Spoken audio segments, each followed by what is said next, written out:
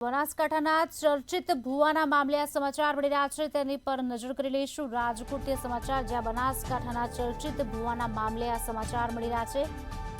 થરાના ઝાપટપુરામાં કથિત ભુવા વાઘા સુથારના મામલે આ સમાચાર મળી રહ્યા છે। સમગ્ર મામલે વિજ્ઞાન જાથાના જયંત પંડ્યાનું નિવેદન સામે આવ્યું છે। છેલ્લા 8 વર્ષથી ભુવા ડિંડક અને દોરા ધાગા કરતા હતા, જયંત પંડ્યાનું કહેવું છે। પોલીસને સાથે રાખીને વિજ્ઞાન જાથા ત્રાટકી હતી, ત્યારે વિજ્ઞાન જાથાએ ભુવાની કપટ લીલા બંધ કરાવી હતી।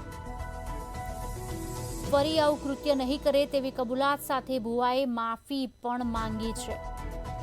પોલીસ સ્ટેશન ખાતે જઈને કબૂલાત અને માફી માંગી છે। જયંત પંડ્યાનું નિવેદન સામે આવ્યું છે। અને કોણ હતું આમાં?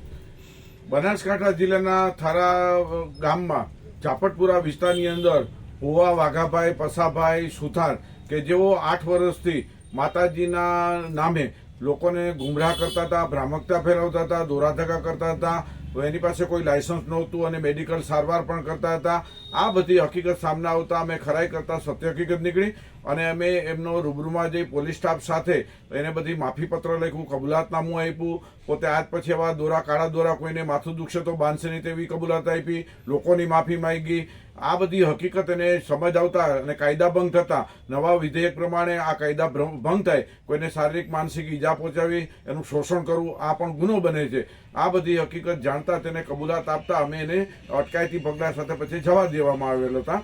પણ આ ભુવા છે એ આસ્થાન નામે એના જે માતાજી હતા એનું છતર 3 થી 4 લાખનું ગુમ થઈ ગયું, ચોરાઈ ગયું છે, તેને શોધી ન શક્યા। બીજું એને કીધું કે જે